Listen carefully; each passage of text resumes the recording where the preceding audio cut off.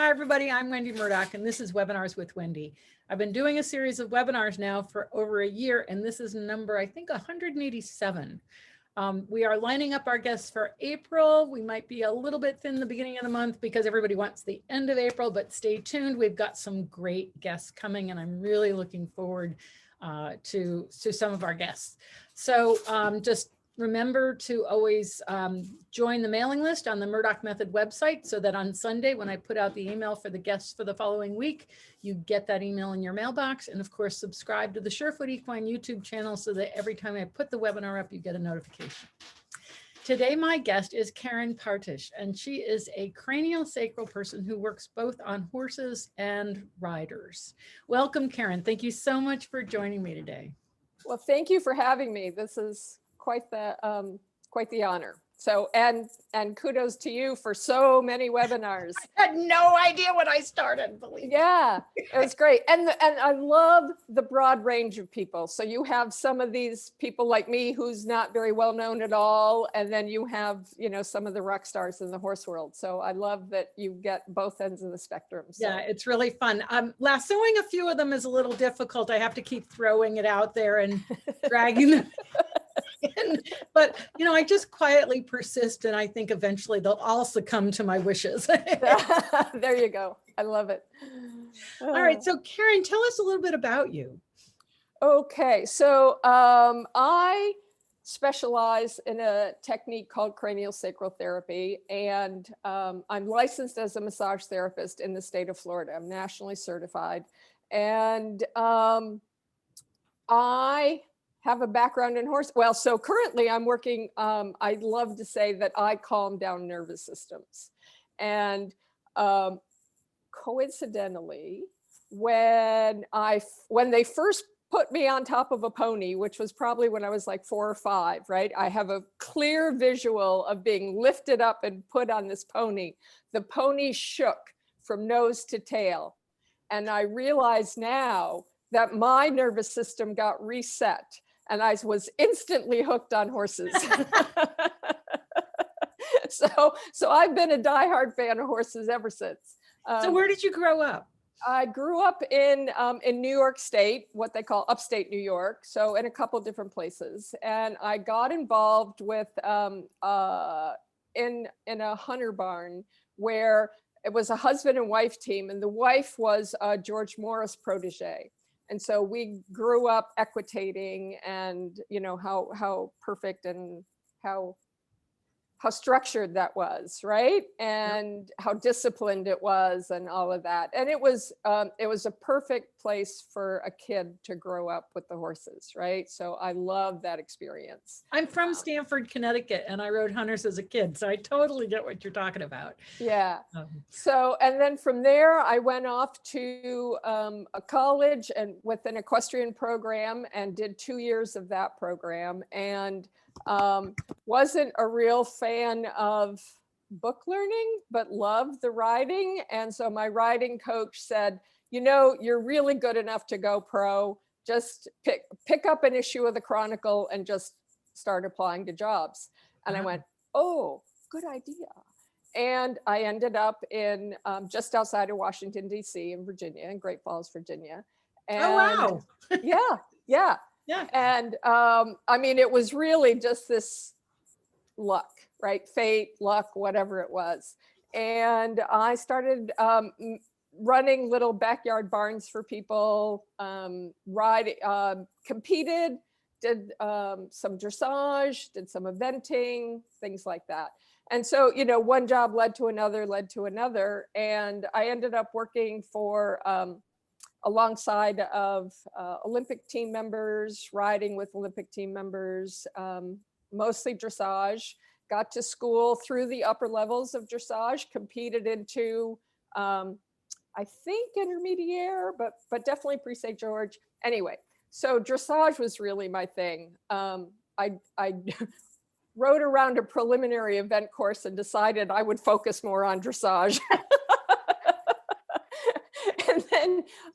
And then through a very interesting twist of fate, I had gotten mad at a current employer and quit the job, and I was out in front of my house pulling weeds, and my neighbor rode by, and she said, you know, and I had kind of heard that she fox hunted, but didn't really know.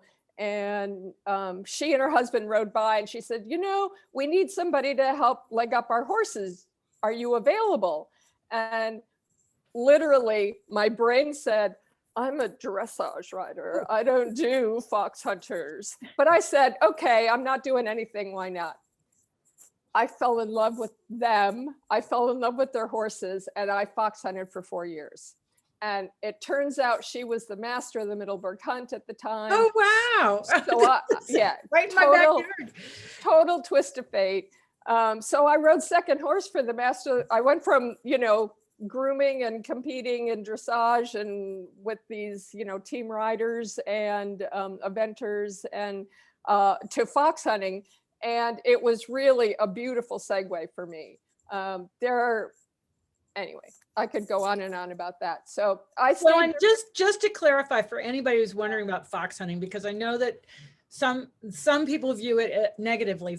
Fox hunting is really about being out in the environment and working with hounds, and the hound work. A good huntsman has tremendous skills at hound work, and the people understand what the hounds are doing, and it's art. It's an art. And at least where I live, which is not far at all from where you were hunting, nobody wants to catch the fox, because then you wouldn't have a fox to chase. Exactly. We never had a kill the entire time I hunted. And the goal was, like you say, to observe the hounds. Yeah. And watch them work. And I've got amazing stories about all of that. But anyway, so I worked there for a number of years, 4 years, I think it was. And then I needed a break from horses. I was riding a lot and loving it. And I needed to know what else there was in life, right? So I went and tried to work from the neck up, as I say. And that didn't work so well. But I ended up in Florida, and through this beautiful twist of fate, I ended up getting into massage school, because I wanted to learn how to do energy work. And to get paid to do energy work in Florida, you have to have a license, right? So I thought, okay, so I'll go to massage school for 6 months, and then I'll go back to work in the office and do the energy work on the side, blah, blah, blah. While I was in massage school, one of my energy worker friends said, there's a craniosacral class in Tampa, and you have to go. And so that's an hour away from me. And I was just like, oh, okay, I have to go. Oh, okay. So I blindly said yes. And 3 really significant things happened. One was, it was a 4-day class. It was Cranial 1. Through the Upledger Institute, correct? Yeah, through the Upledger Institute. So I was one of about 50 in a class, right? And what I kept hearing again and again and again is that the body is capable of self-correcting. And I heard that again and again with example after example. And I was, it just like set me on fire. The second thing that happened was, at the end of 4 days, I realized I had learned, a tiniest little bit of a topic that was massively huge. And I wanted more. The third thing that happened that was really the life-changing event was, I was speaking to the instructor on break about my table time and experience I had. So I was just sharing that and wondering, is that normal? And her being a good instructor, just validating my experience and all of that. She turned to walk away from that conversation and took like 2 steps, stopped, turned back and said, by the way, we do this work with horses. Clear out of the blue. It was a total intuitive hit on her part. She knew the info wasn't for her, so she just shared it to me. And I literally had a moment of what I say inspiration. I went, oh, and I saw a career of me treating horses like flash before my eyes. So, and that was 20 years ago. And I've never looked back. That's So, awesome. You know, yeah. I love hearing people's stories because it's always this sort of synchronicity of life events that leads us onward. And um, everybody's stories, there's a theme in everybody's story of really Right. listening and following. And that's so important that we learn to listen and see those little highlights, those little inspirations, and follow them to lead Listen us and to where we're follow. supposed to Listen be. and follow. It's such an important thing. Listen and follow. Listen and follow. Yeah. Right. Yeah. So that's fascinating. So you've been doing this work for over 20 years down in Florida. Right. And you have no desire to leave Florida. Only when it gets like crazy hot. Yeah, I've So been down there when it's crazy hot. I'm convinced that it's better, that it's less humid down here than where you are. Yeah. Well, okay, So we could have that. yeah, we're subtropic here, so I get it. But I go up to Ocala regularly, and which is a 2.5 hour drive, right? And there's a significant difference. Yeah, absolutely. I agree. Between where I am and, Tampa's a real dividing line as far as the weather goes. So, all right. Okay. So define craniosacral work for us, please. okay. So my definition is that craniosacral therapy is a light touch, hands-on manual therapy technique that enhances the body's central nervous system surrounding fluids, tissues, and structures. Okay. Can you repeat that again? Yes. So craniosacral therapy is a light touch, hands-on manual therapy technique that enhances the body's central nervous system surrounding fluids, tissues, and structures. Okay. So essentially then you're saying that it's something you do with your hands. It's very light, and Yes. you're influencing the central nervous system, the fluids of the central nervous system, and the tissues surrounding the central nervous system. Is that right? In and around the central nervous system, which is, of course, is the entire body. I was going to say that's everywhere. That's everything. Exactly. So we focus on the nervous system because it touches everything. Right. And oh, rats, I had a question there, but I just forgot it. That's okay. When you talk about a light touch, in other words, you've said to me that you do some energy work. So that would be different than craniosacral, because craniosacral is a light touch. It's hands-on. Right. Right. I also, especially with what I got away from the energy work. And then thanks to COVID, I have brought that back into my practice. So I have now been doing some energy work with people in Australia and Abu Dhabi and, and Tampa and, Right. and Virginia and all over. So the energy work it's been a nice piece to bring back in. Right. But craniosacral itself is a light touch. So it is hands-on. It's a hands-on, and Dr. Upledger was adamant that it was a hands-on technique. So. And when you talk about light touch, can you describe what that means? Okay, so Dr. Upledger, who pioneered the 10-step protocol and a lot of this craniosacral work, he defined it as the weight of a nickel. So if I took a nickel, and it just so happens I have one here, right? If I put it, for those of you watching, and I'll talk it through. So if I take this nickel and put it like in the palm of my hand, I feel a little bit there. But if I put it on my forearm, I can barely feel it.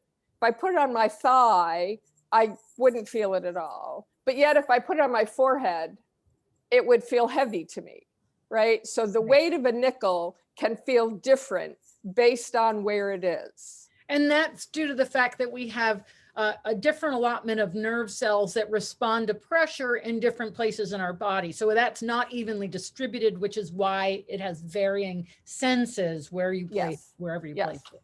There's also a whole discussion that we do about we match, well, I have one instructor that loves to say that we match the kindness in the tissue. And I love that approach to the work, so. Or we can match the resistance and add 5 grams. So that would be the case of you're opening the pickle jar, right? And you want to match that resistance and add 5 grams. And it's that 5 grams that gives you that opening, right? Right. So, oh, I know what I wanted to ask you. So in some states, and it's not all states, in some states, you're required to have a massage license in order to do craniosacral work, correct? Because it is a hands-on therapy. On people, correct, Right. correct. And that's not uniform state to state. I know that as a Feldenkrais practitioner, we're in education, we're not a therapy. So it puts us in a different category. But because of that, they're always working on following what the laws in different states are. And some states actually require you to be a massage therapist, whereas others don't. So I would assume with craniosacral that there's that same sort of patchwork quilt. Yes, exactly. Exactly. And so in the state of Florida, you're required to be a massage therapist to do any kind of manual therapy. That's basically the easiest license to get. So we're at the low end of the totem pole. Got it. Okay. So and for horses, are there any requirements or regulations in terms of doing any kind of manual therapy on a horse? So they do talk about you want to be. I think it's my understanding, the way the law is written, that you need to be under direct supervision of a veterinarian. However, that law has been made lax. So there is some leeway. Right, because I remember very clearly, and I don't know if you were up here at that point, the state of Maryland, there was a woman doing body work on horses, and it wound up in the courts because different states have different laws in terms of what's considered veterinary care or needs to be under the supervision of a veterinarian versus something that an individual can do without supervision. Correct. So I guess the point I'm trying to make here is that depending on your state that you live in or even your country, there may be different regulations in terms of whether someone can or cannot do craniosacral work on your horse or you because of this varying legal system. The varying of the law, that's right. So my whole goal is to keep it really clean, really honest, really above board, and very legit. And there are many vets who will walk into a barn and say, so what did Karen say about this? Yeah. And I've been tested by the veterinarians too. So well, and you know, we've often talked about in these webinars that it takes a team to help a horse. And so that includes somebody who's doing body work, because the veterinarians really don't have time to do the body work that a horse needs. Correct. They need a qualified person that they can call in, or the client can call in to do that piece of, whether it's rehab, whether it's, you know, ongoing maintenance. So, you know, this is another tool in the team. Right. The understanding too is the way that law was written, it was a blanket law so that the vets would have control. Right. Okay. And so if you go back to that premise, they wanted to control the sandbox, right? And so if you start to peel that away, I mean, the vets, some of them don't want to float, some of them don't want to trim, some of them, you know, animal communicators can be under that rule too. So it's really aromatherapy, energy, you know, so it can get a little ridiculous. So if you go back to the original premise of the law, which is the vets were protecting their property, if you will, their intellectual property. And so if you kind of challenge that a little bit, it makes more sense and opens more doors for you.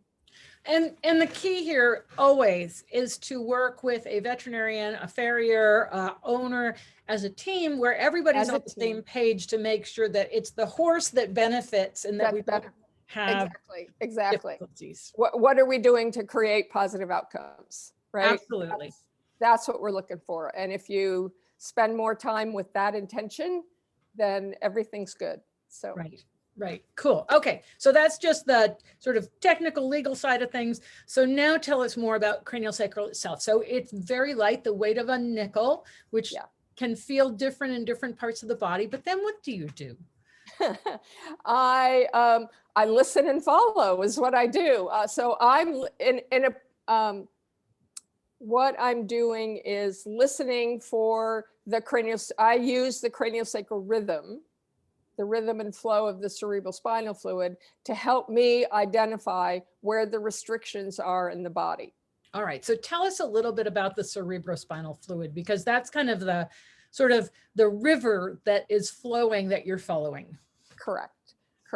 So it flows, it's most of the cerebrospinal fluid is created in the ventricles of the brain, and it flows in and around the brain and the spinal cord. It's contained in the layers of this beautiful membrane that surrounds the brain and spinal cord called the dura.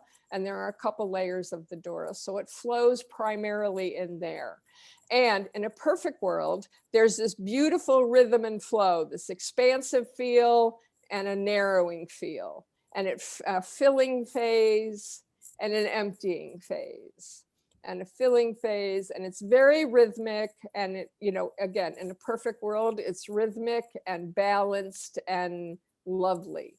And then we do things like fall off our horses, or have stress about whether one's going to be sick or not, or the blanket's on tonight, it's going to drop to 40 degrees, or should I bran mash them tonight or tomorrow? Should I add Epsom salts? Should I not? So there's all this stress layer that we add on in life, and that beautiful balanced widening and narrowing sometimes gets a little cattywampus, right? So it's my job to listen to that and then base my treatment on that. So it's almost like somebody's chucking rocks in the river. Yes. And these rocks can be stress, injuries, right. Physical. Misuse, disuse, disease, dysfunction, all of that. Yes, absolutely. So stress can be very positive for the body. It also can be very negative for the body, right? Right. So how do you tap into this rhythm? Where do you tap into this rhythm? Yeah, anywhere on the body. Anywhere on the body. It's a palpable feel. As long as there's not a very serious restriction, you can palpate that rhythm on the body. Now, with the horses, it's a lot more subtle. Not because they're bigger animals, that's part of it, but it's also because of who they are, right? They're prey animals. So everything's a little more subtle with the horses. And so are there areas where it's easier to tap into this rhythm than other places? Generally, yes, but not always. Because it's called craniosacral. So my assumption is that there's something about the cranium and something about the sacrum that is key to this technique. Right. So we're optimizing that flow, and the flow originates in the cranium, right? Flows down the spinal cord, ends in the sacrum, and then comes back and forth. So it's really going all the way from head to tail and back again. Head to tail and back again. And because of how our brain feels the sensation, it actually sends that sensation throughout the whole body. So I can put my hands on my thighs, and even though it's not directly linked up with my head or my sacrum or my spine or anything like that, I can still feel my rhythm on my thighs, on my knees, on my calves, on my toes. And so, like with a horse, can you actually feel it all the way at the end of their tail? To the tailbone, yes, absolutely. Wow, because horses vary in terms of the number of vertebrae they have in their tail. Correct. Some having longer than others, and of course they go from big to small. Yeah. Yes. So yes, you can feel it anywhere in the body, and there's so many beautiful different rhythms and flows in the body. Right? There's the heartbeat, there's the respiratory, there's the lymphatic, and the craniosacral, and those are kind of the big ones. But then, we're energetic beings, right? Everything is energy. So everything's about frequency and vibration. So how is that playing out as well? So is there a relationship between the craniosacral rhythm and say the heart rhythm? There is a relationship, yes. Okay, but it's not. So if, Go ahead. yeah. How would you So describe that? it's not directly linked, but if the heart is in struggle, the cranial rhythm will respond to that. Okay. That makes sense? Yep. And the lymphatic being a fluid system, is that more akin to the cranial rhythm, or it's just separate?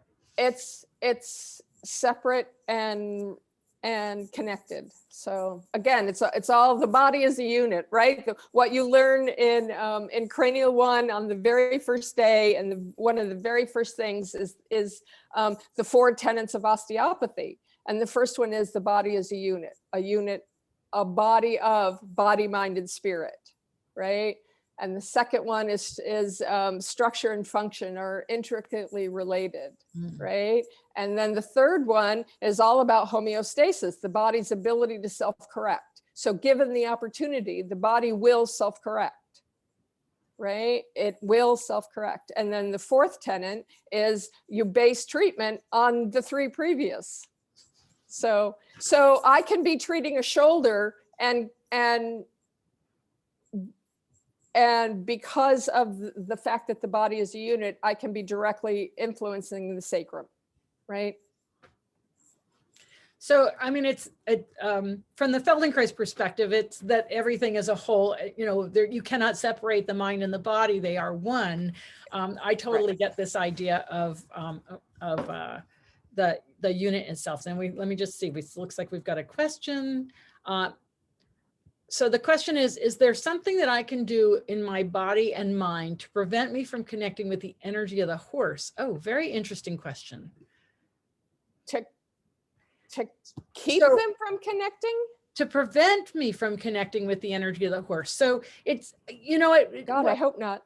Well, the thing is, what I think this does is bring up a deeper question, which she hasn't stated, Okay. but when I read this question, my thought goes to, we so often take on the experience of others around us, which may or may not be of benefit to us. And the reason I say that is I can remember way back when I was first starting to learn and work with the Tellington method, that I would go home so completely exhausted because I had taken on what that horse was letting go of. I was kind of like a sponge, and which can be exhausting. So I'm guessing, and you can give us more information about that question if you like.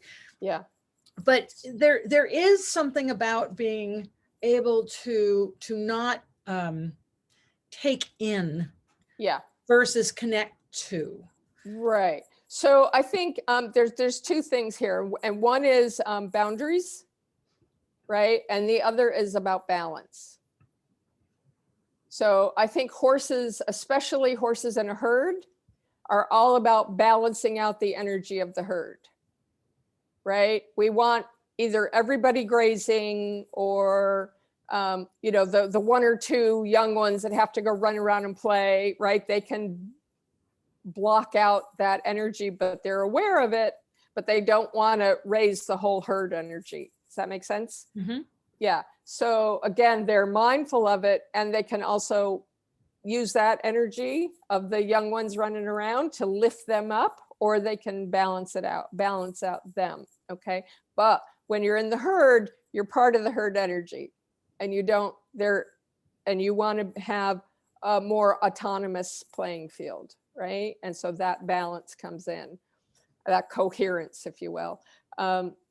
And boundaries are the other thing. So if, for example, I'm going out to treat a horse that I know or I've been told has a history of abuse, right? And I want to hold space for that horse to heal. But on the other hand, I don't want to take that on, right? So my intention is all about owning my own sense of self, allowing that horse to process what it needs to process. I'm happy to facilitate that. I want to, facilitate. My intention is, right, to be able to facilitate that. But that's not my job to do it for him, right? It's also not my job to take that on. So I'm all about using Mother Earth, Father Sky, if we need a little help in that process, right? Yeah, and she adds that I have ADHD and have so much on my mind. I try to pull energy from the ground and it gets lost sometimes. Yeah, so that happens. So I want you, I would play with that with a little bit with the horses sometimes, and then watch how the horse responds to it, right? So if the horse is moving away, he's creating more space for that energy to flow off, right? So the other thing to help yourself with ADHD is to get yourself sensory. So pick up a stone, right, and put it in your hand. You cannot play with the stone in your hand. If you start to describe what you're feeling, you cannot be overthinking, right? Give us an example. So I pick up the stone in my hand. Right. And then I start to describe the stone to myself. Yeah. So pick up something in front of you. Could be a pencil, could be a pen. Got it. Right. And describe that to me. So it's flexible. It feels waxy on the outside. It has a narrow end and a lip on the other end. And it's okay. circular. So you see how you're focusing on something, you're getting sensory, right? Your touch, your sight, your hearing, right? So when you use your senses, you cannot have a busy brain. Interesting. So I love to use, when I teach, I talk about feeling my feet inside my shoes. When I realize that I've got the busy brain happening, I want to feel my feet inside my shoes. So this makes me ask a question, because I know you know about SureFoot.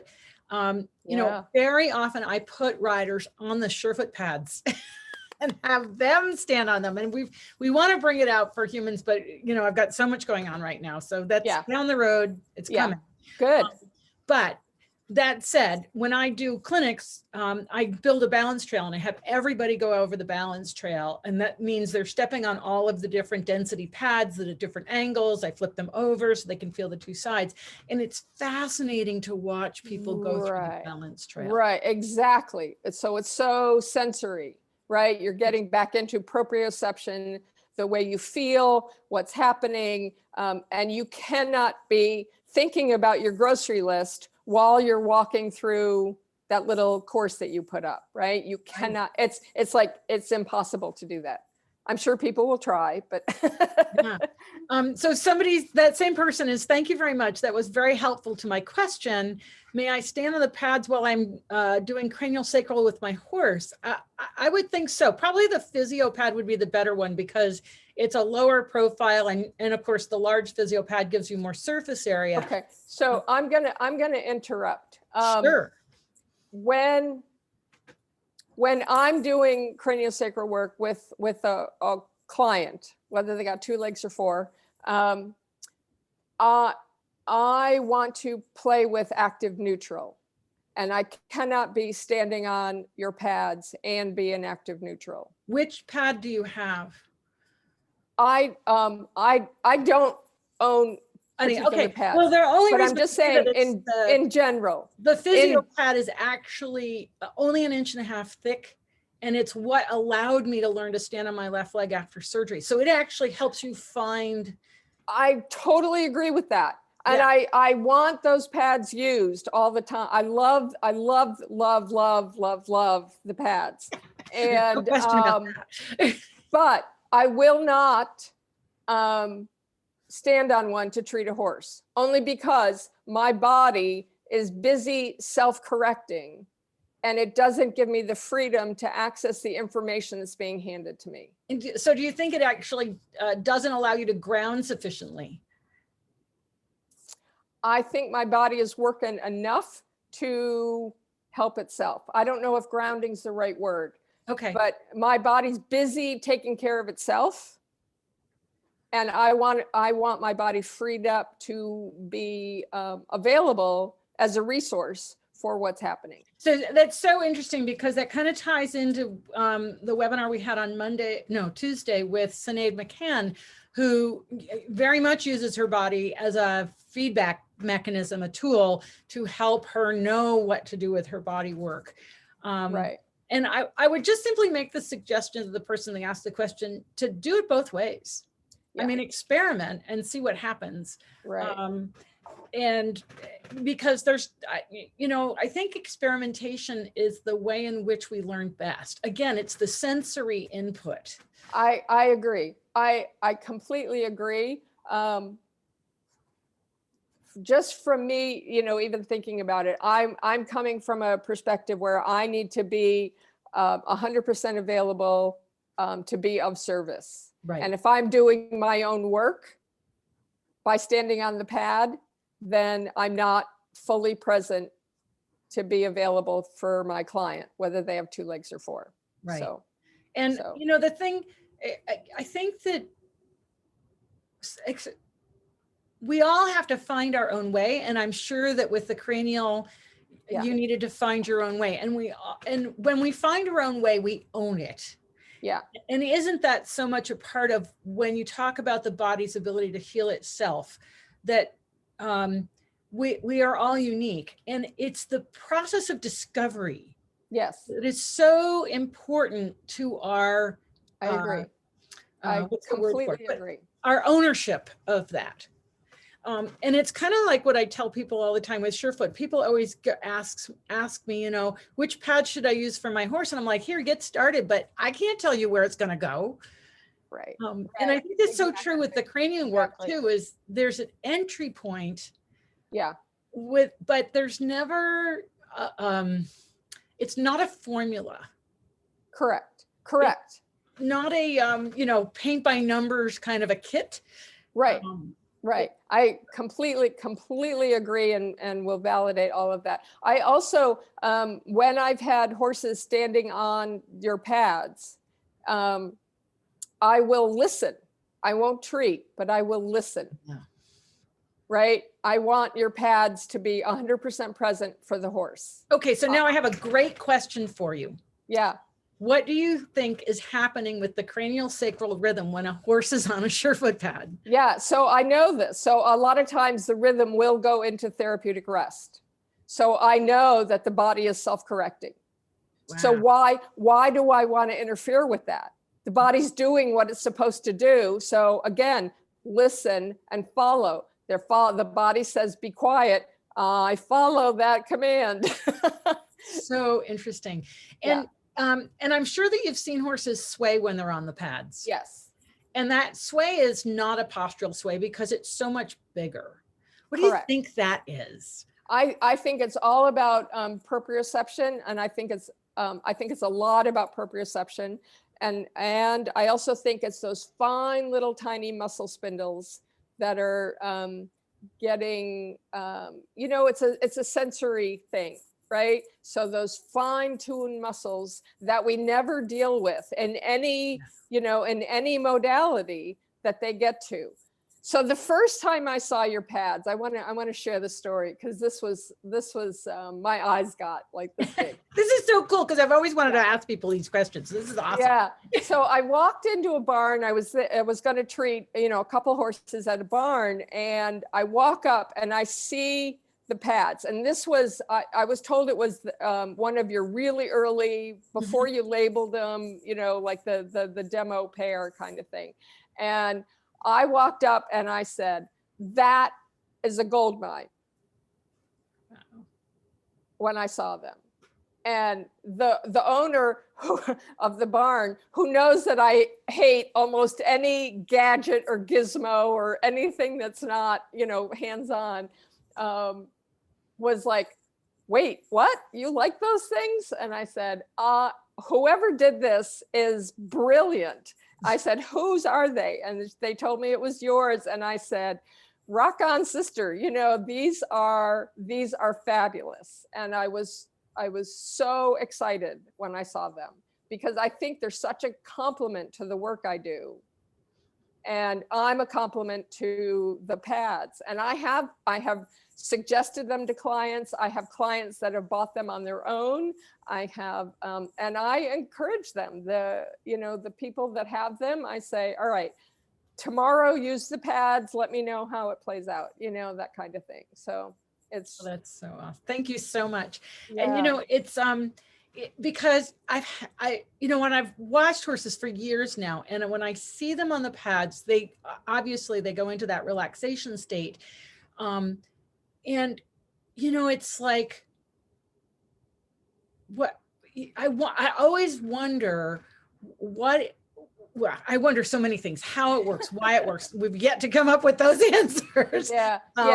There's so much we don't know. Right. And what many people have said to me that they thought the swing had to do with craniosacral rhythm, but what you've just said is actually it doesn't. And I tend to go in your camp because that craniosacral rhythm, having taken one craniosacral course, and it's a very subtle rhythm. It is not loud. It is not big. It is not obvious. It's very subtle. And this is a completely different thing with the pads. Yes and no. I think on the pads is very, very subtle. I also think it's very profound, but I think craniosacral work is the same way. I think the rhythm is massively huge, and hard to palpate. Yes, hard to palpate. Okay. I also believe that it's massively huge. You get, I treat some of these horses, these big rock star horses that are doing, easily doing the upper level dressage movements, right? These big energy horses, man, you walk in a barn and who's doing the upper level work, right? You can just feel that energy of that horse. And I can tell which horses have it in them to do the upper level work, right? Because their energy is so exuberant, right? And them, I almost want to have them on the pads once in a while to help them like deal with that massive energy that they have, right?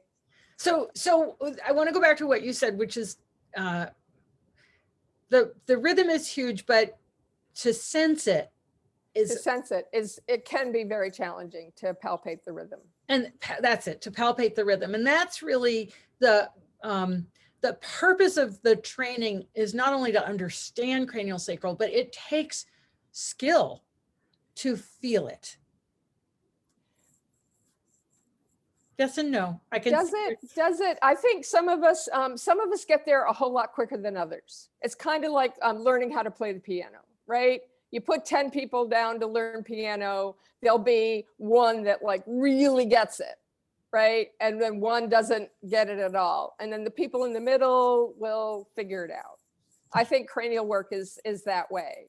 I think there's out of 10, one is going to pick it up right away. I was just one of those that picked it up right away. You know what I love? You're so grounded about all of this and you're right there to go, it's this, I love it. 20 years, this is what happens. Lots of horses, lots of people, lots of rhythms. But the thing I appreciate most is that you ground it in the practical and not in the sort of, okay, so I'm going to just describe some of my fellow Feldenkrais people, which I would call them gauzy.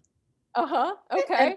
And like your curtains behind you, they would wear very flowing clothes and be very gauzy and light and, and exactly. And then I would come along and I was like, it's a cup, you drink out of it. Yes. And so there was always people in the Feldenkrais world whom I really gravitated to and people whom I'm like, and that's just, I'm a very practical person that way, use it. If it's there, use it. And I love it because you have that same approach of practical application as opposed to getting lost in the sauce, if you will. Right. And I love both ends of it. I mean, I love the anatomy and physiology of it. And let me play an extracellular matrix and I will, an hour will seem like 10 minutes, so. Cool. We do have a question. Someone's asking, I read that even rubber shoes are a detriment to connecting to the earth. Intention's everything. Yeah. You know, if you want it to be, then so it is. I don't think it has. I don't think it has to be. Let me put it that way. I don't think it has to be. You know, intention is everything. Yeah. And then someone is asking if you can explain how you listen to the cranial rhythm. So can you give us like just a really quick tiki tour of like you walk up to a horse? Yeah. So the first thing I do is a connection, right? So fortunately, I've been around enough very talented natural horsemanship people that I've gotten out of my my early days of me doing to the horse, right? So now I get that the conversation begins as I'm getting out of the car, right? So, and again, I love the phrase active neutral.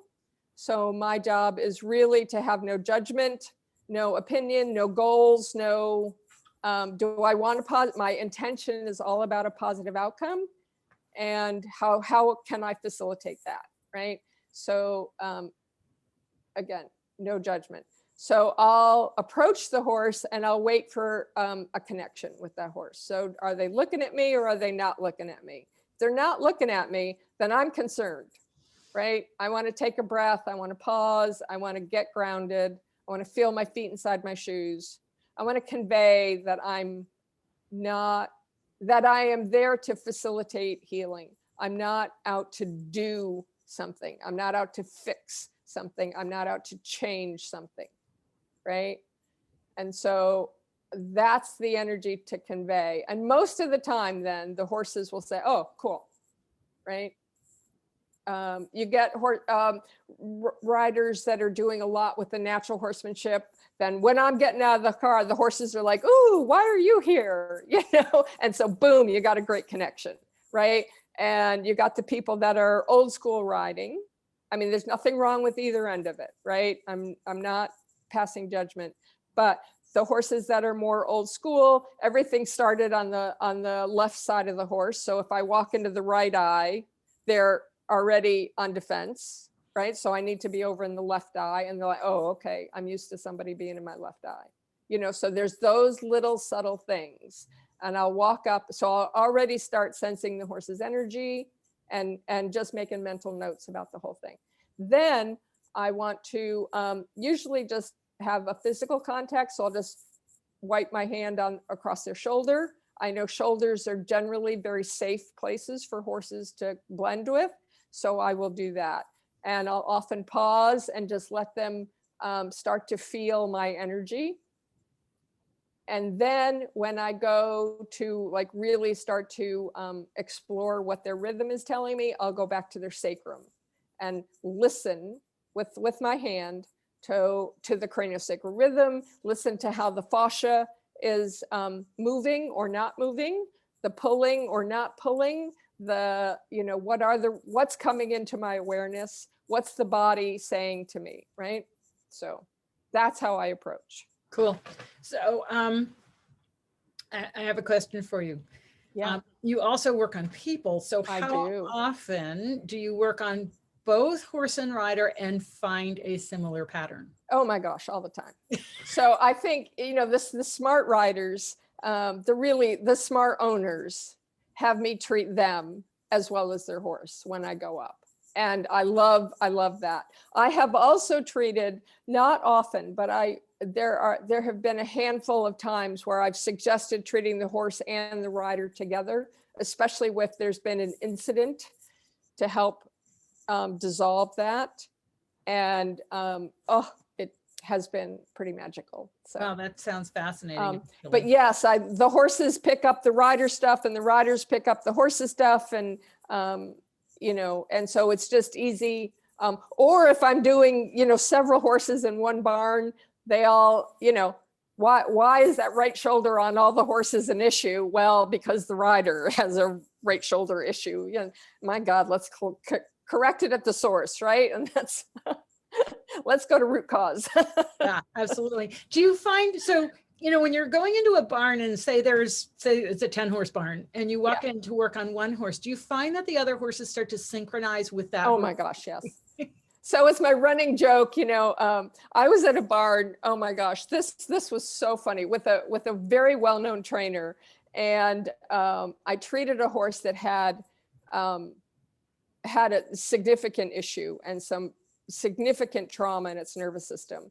And by the time when I got done that session, 6 other horses were literally zoned out of their mind. And I walked out of the stall and she's like, look at everybody else. And I said, I charge extra for that.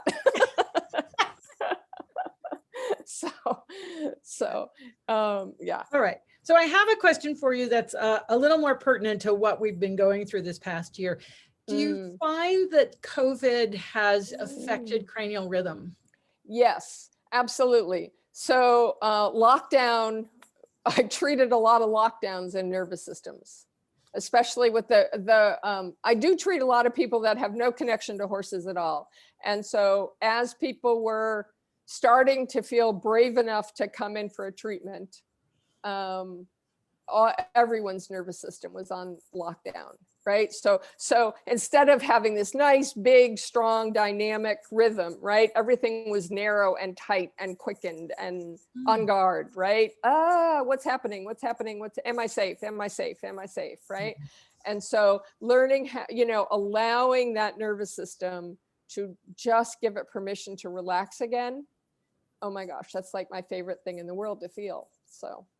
And if we can't get to a cranial person for whatever reason due to lockdown, is there something we can do for ourselves in that regard? I think as getting more mindful, right? Recognizing we all need to relax every single day. Let me say that again. We all need to relax every single day. So sitting in front of the TV, replaying the day is not relaxing, right? That's very, that will add to the ADD and all of that, right? So some people do it through meditation. Some people do it for going on walks. Some people get on their horse, right? And let the horse just go walk. Let's just go in the woods or go for a lope around the field or whatever it is, right? Some people, do it through other exercises, swimming. Some people do it sitting in the bathtub. I mean, there's a ton of different ways to do it. I don't recommend alcohol.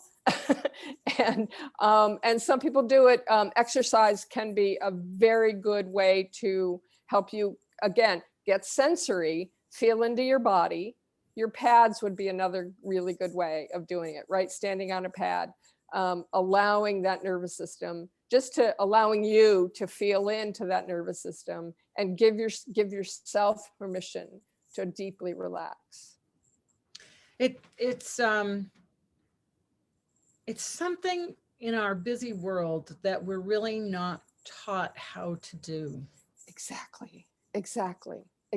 I've had so many people get off my table and say, oh my God, I had no idea I was hanging on to so much. And we don't, especially us busy women, right? We're always taking on. I'm not doing enough. I need to do more, blah, blah, blah. That whole song and dance that we tell ourselves. And so giving ourselves permission just to relax and reorganize and it really does help put everything else in perspective. Everything else gets easier, right? Because our rhythm is back organized. Our brain and our spinal cord, our whole nervous system is acting in a more functional way, right? So I mentioned homeostasis before. So we have this basic layer of homeostasis, right? And then we start adding stress, misuse, disuse, disease, dysfunction on top of that. And homeostasis gets pushed down. So you come in for a session or stand on the SureFoot pads or soak in a tub or go work out. And that stress level allows homeostasis to raise back up again, right? Or, finding that way, whatever it is for you to relax that day and that moment, right? So it comes up. Really important that but this is not just true of us. And I think that this is something in some ways we project. We recognize in horses stress levels, and we can see tension in their face, and we can see that they are uncomfortable or unhappy. And it's only if we're looking for it. Yes. But it's harder to recognize it in ourselves. Right. Right. Until we go over the edge, right? Right. Until we go over our tipping point. And Right. we know that the horse's tipping point is a lot more subtle and closer to midline than ours is. Right. Right. So I tend to treat a lot of type A women, right? And I love to catch them before the autoimmune issues do. Yeah. So, so I want people coming in, I'm asking them, are you getting blood work on a regular basis? Do you have a doc that works with you, that you like, that you talk to, that you can trust? So build that sense of community, right? Mhm. And what is your blood work showing? How healthy are you? And what are your inflammation markers? What's your diet like? What's your sleep pattern like? How much screen time are you doing? Are you all those really important markers for how well we're doing? And I would hasten to say that if you find that there's something elevated in your blood work, you want to check your horse. I can't tell you how, I can tell you actually, way back when in 2005, we had blood work done on my horse, Andy, and his liver enzymes were elevated. And then shortly thereafter, I found out that I had hepatitis C and my liver enzymes were elevated. And so I don't have it anymore. I finally was able to take, yes. They are reversible. Yeah. Or, if you can't reverse out, you can send it into remission. So it's all doable. And people are not told that by their physicians, and it drives me crazy. Well, it's a different way of looking at it. And it's, so often I find that we tend to think of being at war with disease. We tend to think of it as a battle that has to be conquered. But we also have to realize that if we're trying to battle and conquer, that is ourself. Yeah. Yeah. So my question becomes, what is it here to teach us? Right. And so if we take that approach, we've opened up a whole new door, and we have a conversation with that. Yeah. And I get to have a conversation, if I'm treating you and treating that liver, I get to have a conversation with your liver. Right. And I was very fortunate to find super people, and my liver enzymes were totally normal for years until I finally got the drugs. But I took an approach of working with someone that was going to work with me, and I stayed on my schedule. I traveled and taught for years. Fantastic. And so but it really does take a different perspective than sometimes what sort of the common thought is, right? Yeah. Yes, I agree. So I want myself and my clients to have physicians who will work with, who will say, oh, look, your liver enzymes are elevated. Why don't we look at your diet, add in, a green drink every day and see what happens. We'll retest in 3 months. I'm like, yeah, I love that, so it can be easy to make those changes. It doesn't have to be, oh my God, you've got to go on, horrible drugs to make it happen. You don't have to do that most of the time. So you mentioned something earlier that you can feel your cranial rhythm when you put your hand on your thigh or wherever. Is that something that someone can learn to feel for themselves? Yes, absolutely. And is there a starting point that you can give us? A starting point. Yes, absolutely. I can walk everybody through a little technique. So put your hands on your chest very lightly, and just sit feet flat on, just sit comfortably, and just breathe. And I just want you to palpate your breath, and just notice what you notice. Notice how your chest moves. Notice does your right hand, are you feeling the same thing in your right hand as you are in your left? You might not be.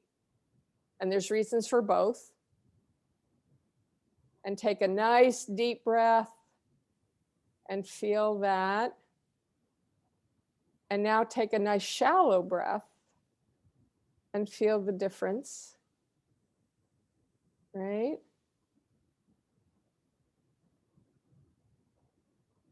And from there, just leave your hands exactly where they are. And I want you to change your intention and feel your heartbeat. Some people probably won't feel their heartbeat. Know that it's in there. It is beating. And for those of you who can feel your heartbeat, can you feel the lub-dub, right? Which is actually a technical term, a lub-dub. And if you can easily feel the lub-dub, can you feel the 4 chambers of your heart?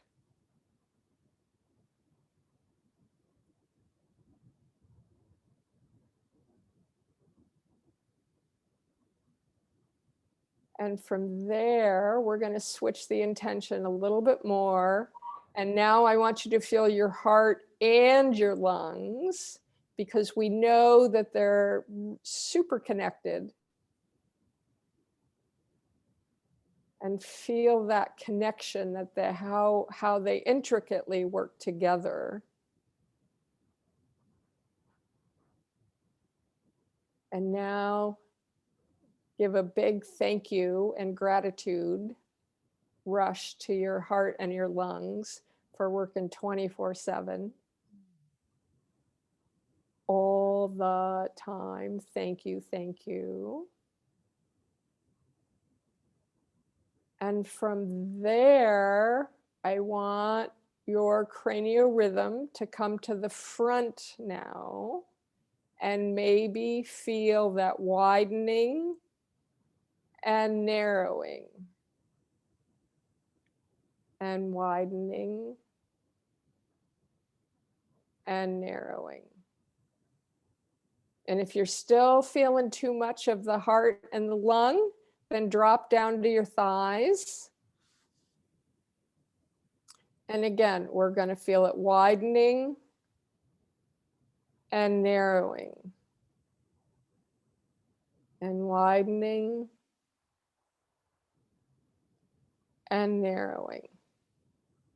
And for those of you who aren't feeling it, I want you to ask yourself, if I could feel it, what would it feel like? It would feel like widening and narrowing. So there's almost a rotational component to it. Almost, not quite, but almost a rotational component to it. And again, say thank you to your craniorhythm for working so hard, keeping your nervous system all happy. And again, come back to present. Thank you so much for that, because it's just lovely. Thank you.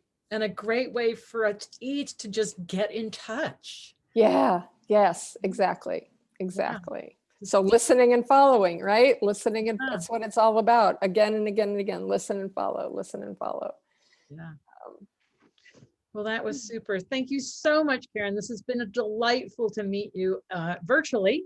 Yes, yes, right back at you. Really. And if people want to know more about you or find you, how can they do that? So my website is karenpartisch.com. And there's a ton of information on there about me. It really, anyway, there's a lot of information. There's blog posts, there's video there. There's your podcast or this webinar will be posted up there soon enough.